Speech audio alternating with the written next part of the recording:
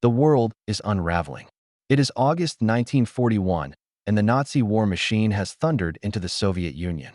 Behind the front lines, death follows like a shadow. Hebrews are massacred by the thousands. The Bielski brothers, Tuvia, Zeus, Asael, and Aaron, return home to find only silence and ash. Their parents have been executed by the local police under Nazi orders. The streets they once knew are now hunting grounds. Survival is not a choice, it is an instinct.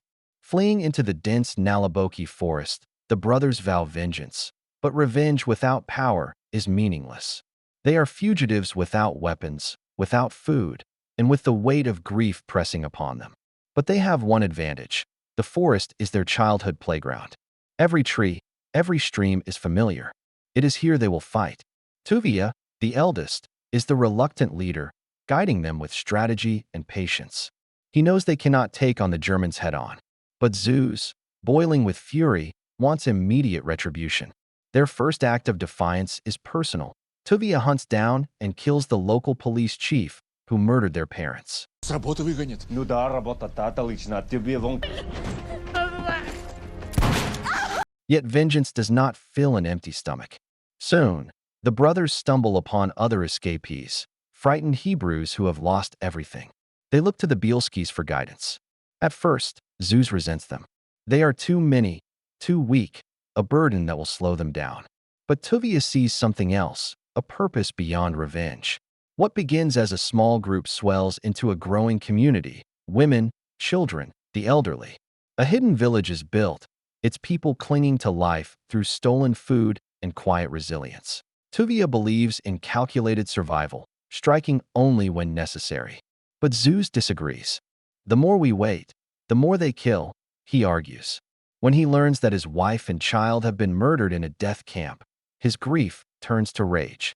Tuvia wants to preserve life, but Zeus wants to take it from those who have stolen his own. Their bond fractures, and in an act of defiance of his own, Zeus leaves to join the Soviet partisans, fighters who are ruthless in their war against the Germans. The Bielski camp endures a winter of hunger and suffering.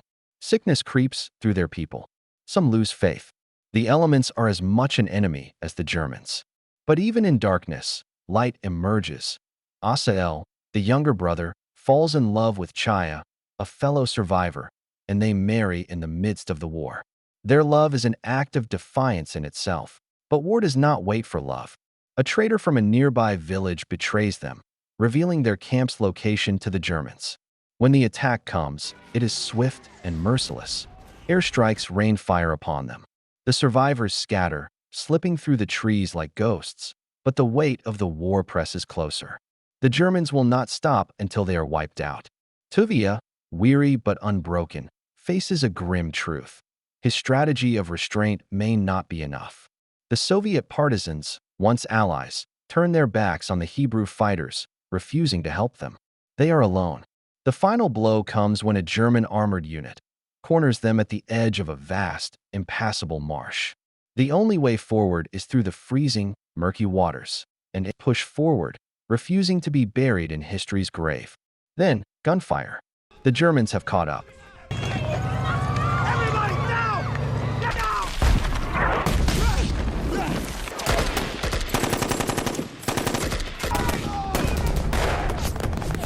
A platoon advances, weapons raised. The survivors are defenseless, exhausted. The end is near, until it isn't. From the trees, a roar of gunfire erupts. The Germans turn in shock. Out of the smoke and chaos, a familiar figure leads the charge: Zeus. He has returned, bringing a partisan force with him, attacking from the rear in a brutal ambush. The hunter becomes the hunted. The tide shifts. The Bielski survivors flee into the deep woods once more, disappearing like whispers in the wind. Thanks for watching. If you enjoyed this, hit subscribe and tap the bell icon so you don't miss our next video. See you next time.